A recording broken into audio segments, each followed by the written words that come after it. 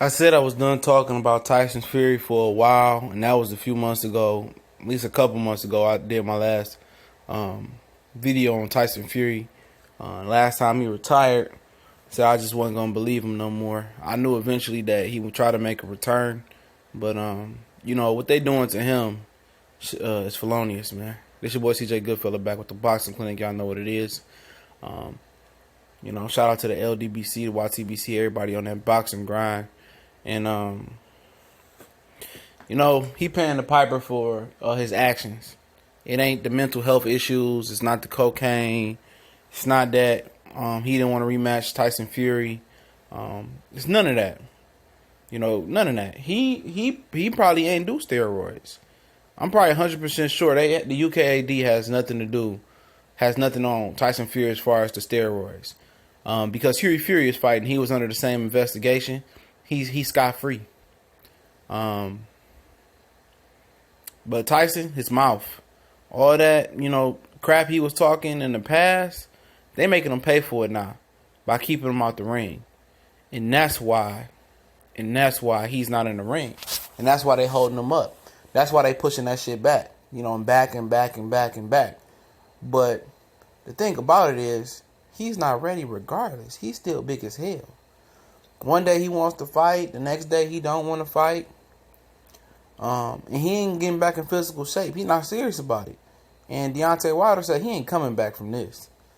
To me, he'll never be the same, unless he start getting serious right now. Like, right now, it's the time for him to get serious, buckle down, get on a good diet, and start working. Maybe he needs to bring in, Dominic Ingle, to get him in shape. Because he snapped with Billy Joe Saunders in shape. So whatever you want to say about that performance, he's in shape. Kell Brook, a big welterweight, was getting down to welterweight for years. That he should have been at 154.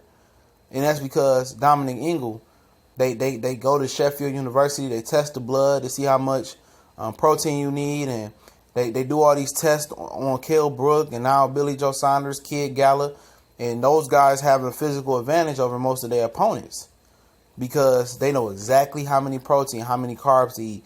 They know how to come down in weight without really losing and zapping a lot of the energy and a lot of the muscle. They have it down to a science. And Tyson Fury needs that in his corner. He needs some discipline. But when you talk about the UKAD, it's bigger than that. Most of the people they deal with, from what I understand, in a few months, they got a decision, they moving on. If they really had something concrete on Tyson Fury, they would have been ruled on it. But it's the fact that he opened his mouth. He wanted to say what he wanted to say. No matter how much they fined him, no matter how much they penalized him, they couldn't keep him out the ring because he was a champion. No matter whatever he did, he paying the piper for it now, for calling all these people pussies and talking shit about everybody in the UK and saying and having no filter. He thinks he's in America, which in America you really don't have freedom of speech, but you have more freedom of speech than in the UK. And he had no filter, and they made him pay the ultimate price with his career. They cited a mental health issue for why he didn't fight Vladimir Klitschko. The reason why he didn't rematch Vladimir Klitschko, let me rephrase that, is the simple fact that he reached the goal. If you ever reach a goal in life, you feel good. And some goals you want to go beyond there. And other goals, you just satisfied. Like when I finally benched 400, years ago when I was into physical training, I was like, I was running miles. I was benching 400. After I run miles, I say, I don't need this shit no more. I did it. I reached my goal, And after you reach your goal and you whip out of shape, well, I whipped out of shape.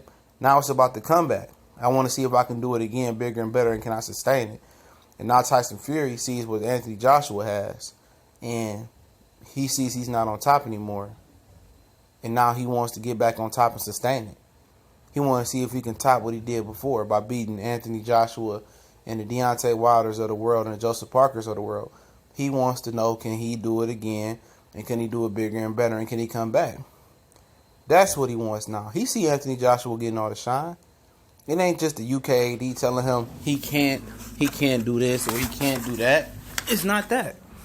It's the fact that Anthony Joshua is seen to be the king of the boxing scene in the UK, and he's not. When he really knows that he's the one to beat Vladimir Klitschko, and people forget about him, people diminish him, say he's not a Hall of Famer, he's not an all-time great.